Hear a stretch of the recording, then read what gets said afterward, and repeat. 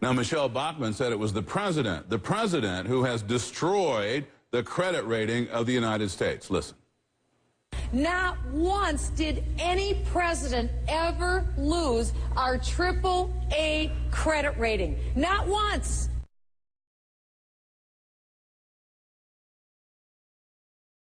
Despite all of this adversity, have we ever lost that rating? And now, for the first time since 1917, the United States last night lost that credit rating.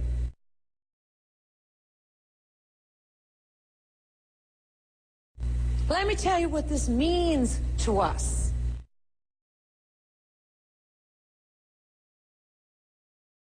This means higher interest rates for everybody.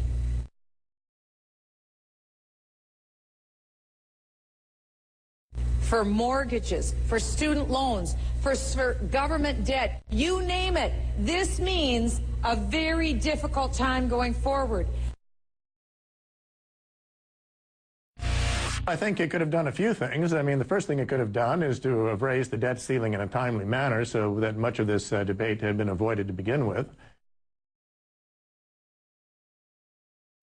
Will there be some compromising? Absolutely. I think that there will be. There has to be. The next time one of those folks gets up and complains about the deficit, they'd better have a smile on their face. The deficit, the big spending deficit, is a dark cloud hovering over the future of these kids. You got to get the debt down, because otherwise the interest payments eat you alive. Interest now costs more than the Defense Department.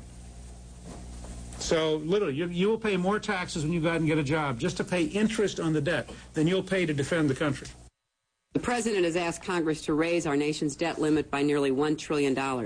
They don't want a debt limit. They want unlimited debt. My budget will maintain strict discipline in the spending of tax dollars and keep our commitment to cutting the deficit in half over 5 years. The Bush plan would take our already record-high $4.3 trillion debt and put us another $2 trillion in the red. In 2009, Senate Republicans filibustered a stunning 80% of major legislation.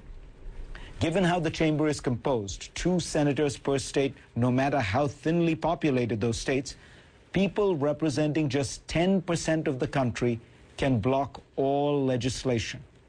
Is that how a democracy should function? Senate rules have been used, abused, and twisted to allow constant delay and blockage. The filibuster, which was historically employed about once a decade, is now a routine procedure that allows the minority to thwart the will of the majority. Congress is more polarized than ever before, and that polarization has resulted in paralysis.